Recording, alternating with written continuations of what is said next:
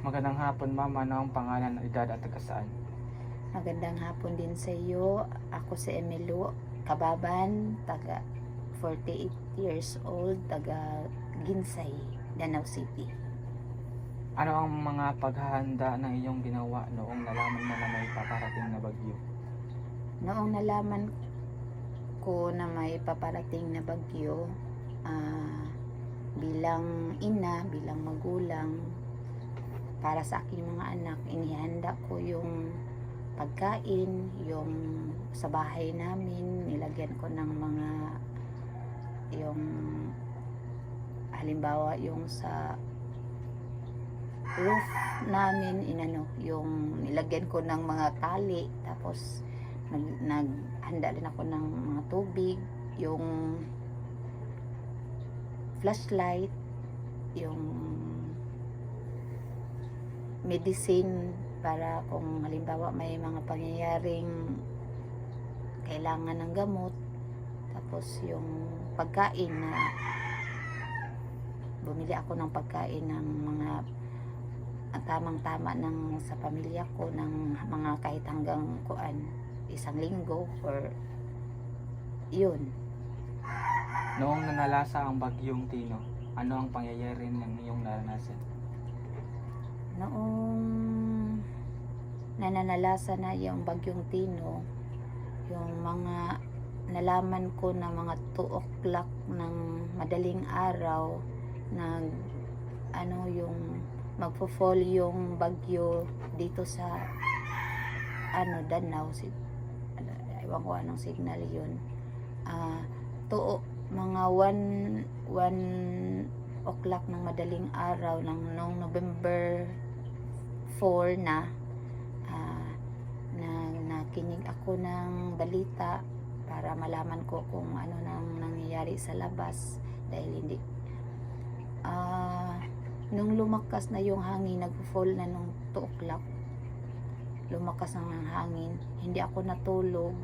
Yung mga basta nag-observe lang ako sa labas kung ano yung mangyayari, at salamat naman sa sinabing nagka-floods yung iba, sa amin hindi na, wala namang yung lang namin, yung may isa lang kaming roof na lumipad,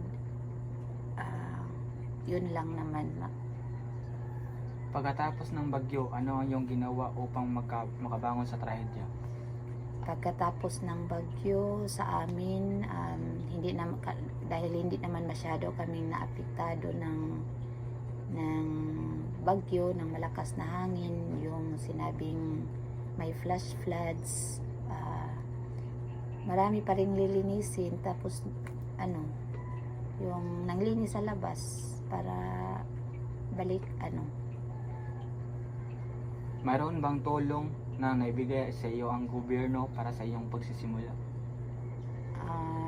Yung tulong, may marami daw tulong doon sa sa highway, sa labas na mga binigay, pero hindi na lang kami nagpunta doon. Ang sa amin na lang na maibigay sa mas nangangailangan talaga, yung mga affected talaga ng bagyo.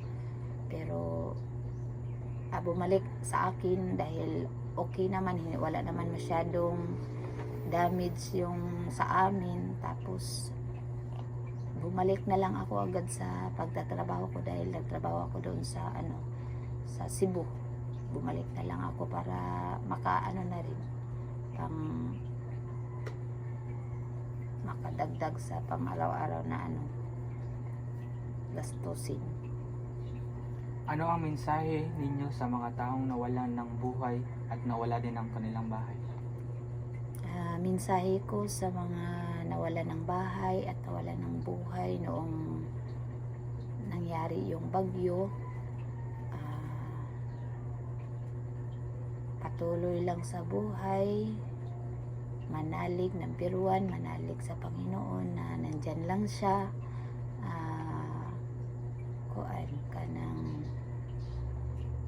Wala naman tayong ibang mapupuntahan, basta manalig lang tayo sa kaya, tapos yung patuloy lang sa buhay.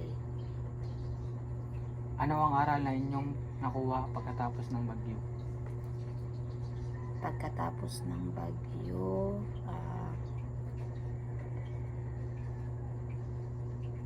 yun, paghahanda. Tapos, paghahanda, kahit ano mang mangyari na dumating. Tapos, yun lang siguro. Maraming salamat, ma'am. Sige. At- You're welcome.